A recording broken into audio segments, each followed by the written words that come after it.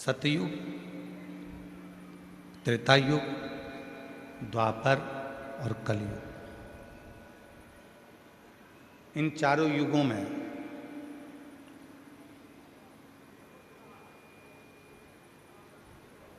कौन श्रेष्ठ था, किनकी कीमत होती थी?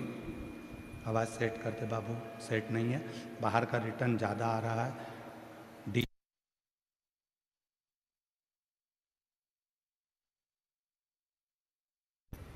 सतयुग, त्रेतायुग, द्वापर और कलयुग,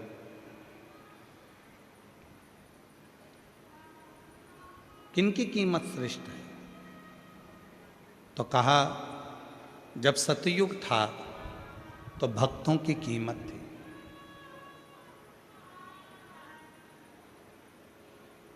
सतयुग में सबसे ज्यादा कीमत अगर किसी चीज की थी तो भक्तों की थी। प्रहलाद, ध्रुव, जितने भक्तों का हम चरित्र उठाकर देखें, ये सारे जितने भी भक्त हुए हैं ये सब सतयुग में, क्योंकि भक्तों की कीमत होती थी। सतयुग में जितनी कीमत भक्तों की थी उतनी कीमत किसी की नहीं थी। लोग उनको पूछते थे, सम्मान करते थे, आदर करते थे, सत्कार करते थे। सतयुग में भक्तों की कीमत थी। त्रेता युग आया तो त्रेता युग में भले आदमी की कीमत थी। आंत्री ऋषि, मातंग, शबरी, जितने भी भले थे, भले आदमी की कीमत। सतयुग में थी भक्तों की कीमत, त्रेता युग में थी भले आदमी की कीमत, द्वापर में थी भक्ति की कीमत। मीराबाई, कर्माबाई, नरसिंह मेहता, नामदेव, तुकाराम, रामकृष्ण परमहंस, चैतन्य महाप्रभु, श्री रामानुजाचार्य जी, श्री निम्बार्काचार्य जी,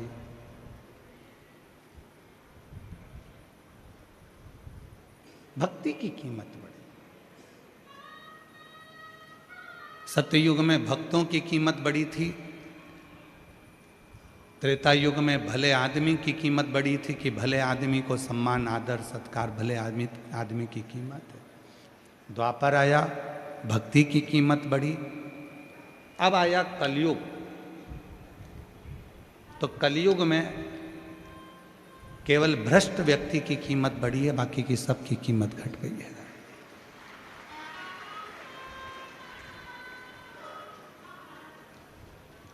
अब आप लोगों को बोलना है सतयुग में किसकी कीमत थी? जम के बोलो, भक्तों की। किसकी कीमत थी? भक्तों की। त्रेता युग में किसकी कीमत थी? भले आदमी की। द्वापर में किसकी कीमत थी? भक्ति की।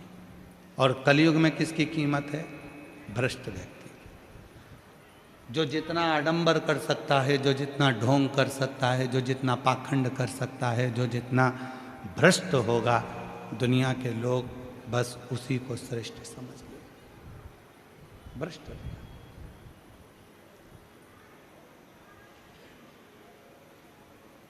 आज दुनिया के लोगों ने करा क्या?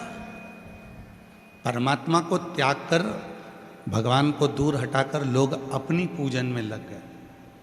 और शिव महापुराण ने इस कलिकाल में वो चक्रा घुमाया, शिव महापुराण ने वो चक्रा घुमाया कि शिव महापुराण ने कह दिया तुम किसी की पूजन मत करो, किसी संसारिक व्यक्ति की पूजन मत करो, कहीं इधर उधर आडंबर में ना फंसो, बस एक लोटा जल लो और शिव जी को चढ़ाना प्रारंभ करो और तुम्हारी जिंदगी के सारे दुख में, तुम्हारे जीवन के सारे दुख, तुम्हारे जीवन की सारे कष्ट, तुम्हारे जीवन की सारी तकलीफें तुम मिटा लो।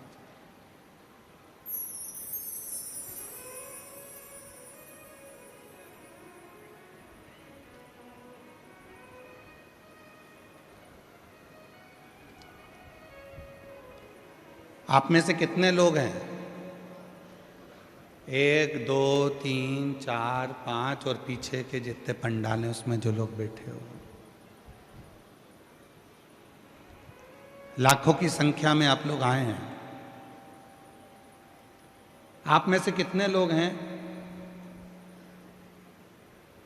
जो 12 घंटे की तपस्या करते हो? कोई करता है? हम भी नहीं करते। कोई कहे कि सीवर वाले गुरुजी तुम तपस्या करते हो क्या 12 घंटे की? नहीं करते।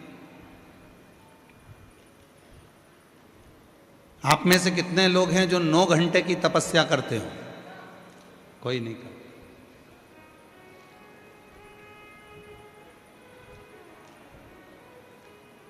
आप में से कितने लोग हैं जो कम से कम 4 घंटे की तपस्या करते हो? कोई नहीं करता।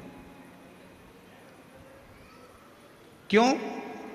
क्योंकि कलयुग में तपस्या कम हो गई, समस्या ज्यादा हो गई।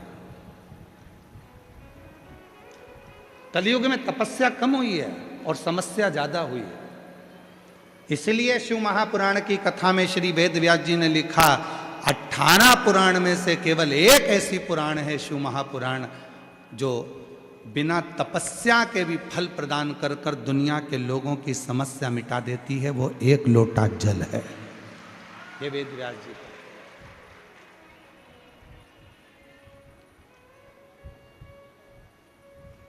14 घंटे की तपस्या, 12 घंटे की तपस्या, 6 घंटे की तपस्या, 3 घंटे की तपस्या, 2 घंटे की तपस्या, 1 घंटे की तपस्या।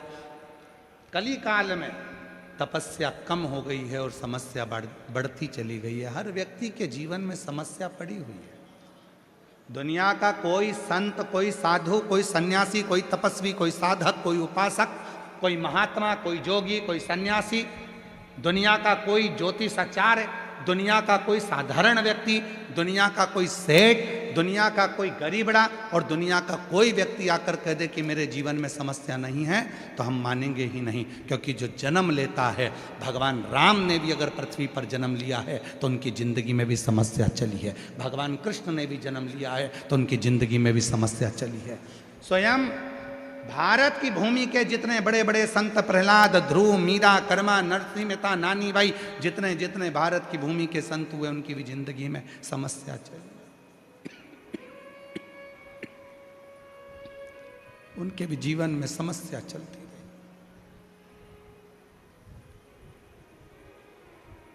तपस्या कम हो गई, समस्या बढ़ती चली गई।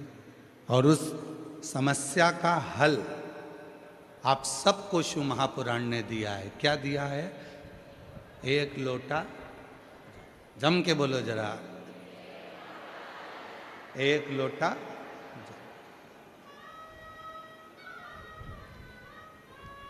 14 घंटा तपस्या नहीं कर सकते, 12 घंटा तपस्या नहीं कर सकते, 10 घंटा तपस्या नहीं कर सकते, 5 घंटे तपस्या नहीं कर सकते, 1 घंटे तपस्या नहीं कर सकते। मत करो, 1 मिनट निकालो, अपने घर में से 1 लोटा जल भरो और अपने पास का जो मंदिर हो, अपने आसपास में जो भी शिव का मंदिर हो, वहाँ जाकर चढ़ाना प्रारंभ करो। तुम्हारी जिंदगी भर की तपस्या का फल शिव देना प्रारंभ कर देंगे और शिव तुमको सुख देंगे।